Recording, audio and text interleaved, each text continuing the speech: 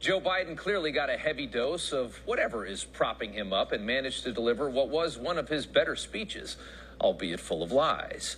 After Biden took credit for things he's not responsible for, like tremendous job growth, and skirted around problems he's making dramatically worse, like cost of living and fentanyl deaths, the media absolutely gushed over Biden's performance and were outraged at Republicans' lack of respect, the booing, the interruptions.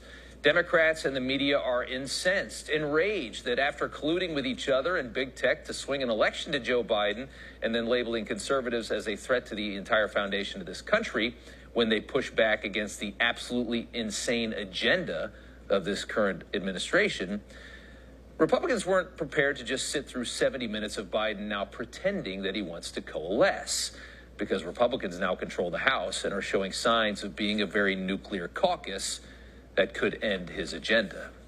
Last night had a few moments where Republicans broke decorum when Joe Biden made ridiculous claims or when he had the audacity to claim that he wants to prevent fentanyl from killing 70,000 Americans every year. The left saw all this and clutched their pearls. And the contrast of these guys screaming and yelling and throwing junk on the wall and not having a plan, just calling names, I think is going to serve the president so well. I think if Marjorie Taylor Greene yells liar at the president of the United States, she should apologize for it. There was heckling like I've never really heard at a State of the Union address. I think that they were protesting too much. So suddenly decorum matters. How quickly they expect you to forget.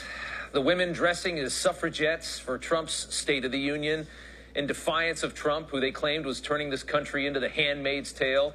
Here you can see many of them, along with dozens of Democrats, screaming and interrupting Donald Trump in 2020 over prescription drug prices.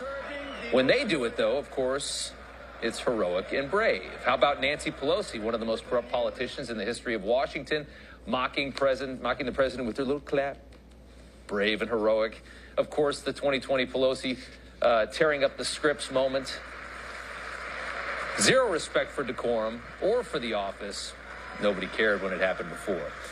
But beyond all of that, what we learned from last night about Joe Biden is that reality has become a secondary detail to this White House, painting a rosy picture of hope and American greatness in a country where Gallup now indicates half of Americans say they're worse off than they were a year ago. It's only the second time that has happened since polling began.